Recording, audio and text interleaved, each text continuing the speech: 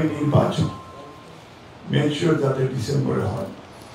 এই নির্বাচনে বেগম খালেদা জিয়া দলকে শক্তিশালী করে। বেগম খালেদা জিয়া পার্লামেন্টে দাঁড়িয়ে কিন্তু ডক্টর ইউনূস সাহেবকে প্রেস করেছে। উনি কিন্তু আমাদের সম্মানিত জাতীয় সম্পদ। হাসিনা, মঈন ফখর সহ এই সব আন্দোলনগুলিতে আমরা ইউনাইটেডলি দেশে বিদেশে আমরা কাজ করেছি। আজকের এই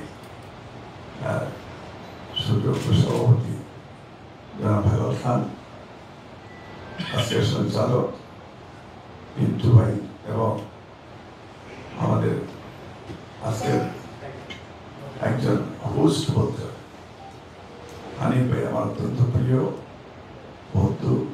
আমরা একসাথে দেশের বাইরে অনেক সময় সুখে দুঃখে আমরা একসাথে কাটিয়েছি। আজকে যার গানের যে দেশটা কারো বাপের নাকি গানটা আমার খুব পছন্দের এবং এটা অনেকটা উৎসাহ উদ্দীপনা বাংলাদেশে স্পেশালি দেশে বিদেশে ইয়াং জেনারেশন এই গানে অনেক উৎসাহ উদ্দীপনা দিয়েছে আন্দোলনে। এবং আজকে সেই শিল্পী তিনি ইতিমধ্যে ওয়েলকামিং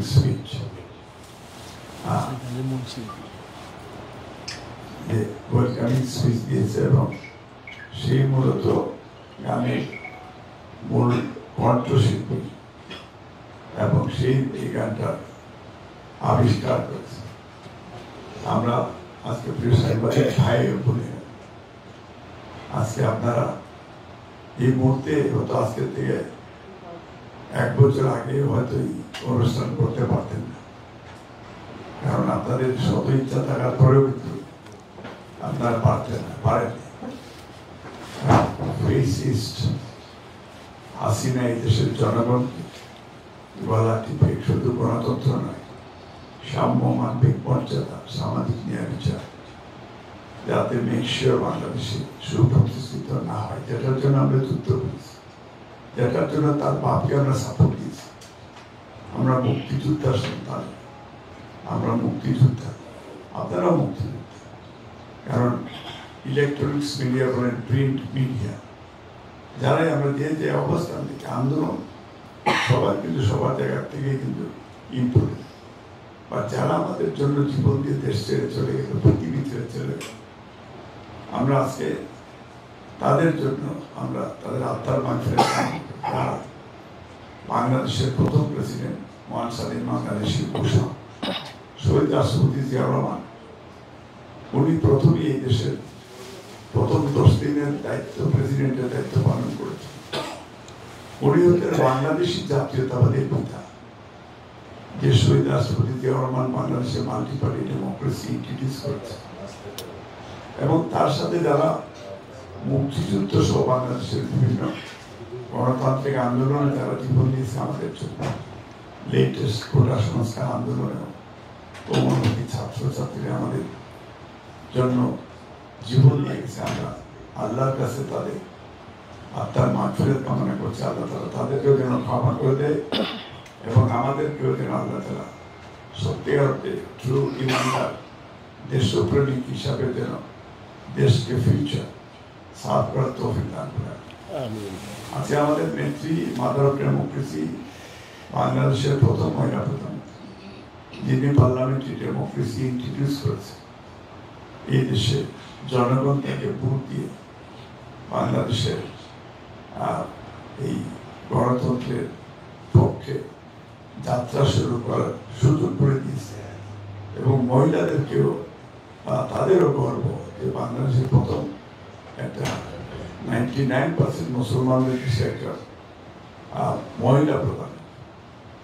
আমরা ওনার জন্য আমি দোয়া চাইবে, আপনারা ওনার জন্য দোয়া করবো, উনি যেন সুস্থ হয়ে বাংলাদেশে আবার, যেহেতু উনি দেশে আছেন আলহামদুলিল্লাহ আমার অনেকটা বেটার, যাতে ফিউচার নেশন বিল্ডিং উনি যেন আমাদের সবার পাশে থাকতে পারেন এবং আগামী নির্বাচন মেক শিওর যাতে ডিসেম্বরে হয়।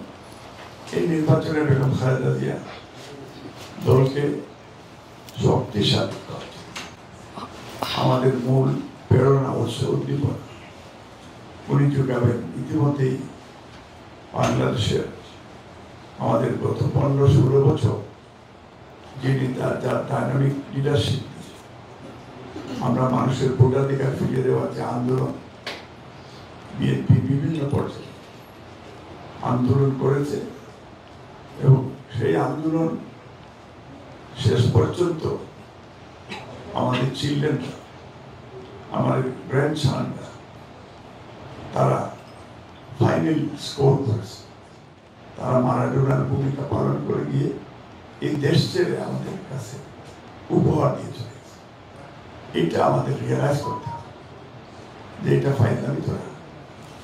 আমি চাইলে তাদের এটা ইম্পসিবল, এটা করা ঠিক হবে।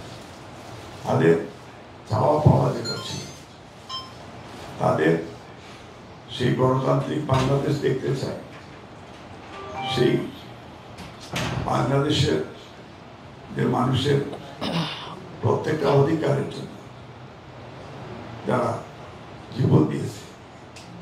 আমরা চাই যে অনেকে অনেকভাবে দেশকে নিয়ে ভাবে, চিন্তা করে, আর সবারই রাইট রয়েছে। কেউ আমার মতো করে, কেউ আমাদের মতো, কেউ দেশের মতো। তারেক রহমান উনি 31 দফা কর্মসূচি মানুষের কাছে দিয়েছেন, সংস্কার, রাষ্ট্র গঠন, মেরামত, রেইনবো নেশন বিল। এবং উনি বলেছেন যে আগামীতে বিএনপি ক্ষমতা আসলে জাতীয় সরকার হবে, দ্বিপক্ষ বিশিষ্ট পার্লামেন্ট হবে, আইনের শাসন হবে, আপনাদের সাংবাদিকদেরও ফ্রিডম অফ স্পিচ, এটার মেকশিওর করবে দেশগুলো যাতে এটা ভালোভাবেই আপনারা সবাই, আমরা সবাই মিলেই এই দেশটাকে গঠন করি। এখন এই গান তো শিল্পীদের, সাংবাদিকদের, তাদের শিল্পীরা তার কণ্ঠ দিয়ে এটা একটা বিশাল বড় একটা প্রতিভা, একটা প্রতিবাদী কণ্ঠ।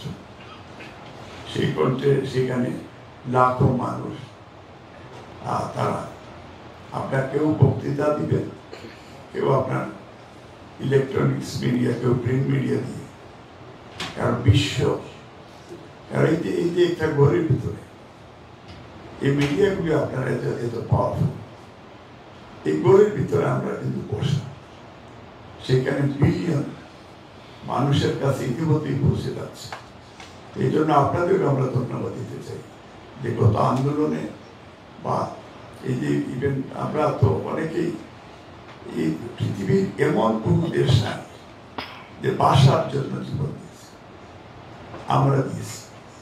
পৃথিবীর অনেক দেশে চেয়েও বেশি আমরা স্বাধীনতার জন্য জীবন দিয়েছি। পৃথিবীর অনেক দেশের চেয়েও বেশি আমরা গণতন্ত্র পুনরুদ্ধারের জন্য আমরা জীবন দিয়েছি। আমরা সবাই মিলে আমি মনে করি যে আগামীতে যাতে নতুন বাংলাদেশ, যেটা আপনারা আমাদের ভারপ্রাপ্ত চেয়ারম্যান তারেক রহমানের 31 দফার কর্মসূচি আপনারা যারা পড়েননি তারা একটু দয়া করে পড়বেন, মানুষের কাছে পৌঁছে দেবেন। নির্বাচনের যে রোডম্যাপ, যেটা আমাদের বিএনপির আমাদের একটা প্রতিনিধি দল সেদিন ডক্টর ইউনূস সাহেবের কাছে গিয়েছে। ডক্টর ইউনূস সাহেবকে আমরা প্রথম লন্ডনে আমরা ওনাকে রিসেপশন দিয়েছি যখন উনি নোবেল পুরস্কার, তারপরে উনি দেশে আসছেন। আমাদের বেগম খালেদা জিয়া পার্লামেন্টে দাঁড়িয়ে কিন্তু ডক্টর ইউনূস সাহেবকে প্রেস করেছে। উনি কিন্তু আমাদের সম্মানিত জাতীয় সম্পদ, ওনাকে কোনোভাবেই ওনাকে কলুষিত করা যাবে না, কোনোভাবে ওনাকে কষ্ট দেওয়া যাবে, কোনোভাবে দেশের মান নষ্ট করে। এই জন্য ইউনূস সাহেবকে নিয়ে অন্য কেউ অন্যভাবে চিন্তাও করবেন না। উনি আমাদের অভিভাবকের ভূমিকা পালন করে উনি বাংলাদেশে একটা নিরপেক্ষ নির্বাচন দিয়ে উনি বাংলাদেশটাকে ইউনাইটেড করে প্রত্যেকটা রাজনৈতিক দলকে এক প্ল্যাটফর্মে এনে ডিসেম্বরের ভিতরে নির্বাচন দিবেন। আমরা তাকে স্লেউট করবো, আমরা তাকে আজীবন মনে রাখবো। জাস্টিস শাহবুদ্দিন উনি কিন্তু আপনারা ওনার বিষয়টাও বিবেচনা করতে হবে। উনি কিন্তু 3 মাসের মাথায় একটা বিশাল নিরপেক্ষ একটা নির্বাচন করে দিয়েছে। এখন আমি এই কথা বলতে চাই, আমাদের বিরুদ্ধে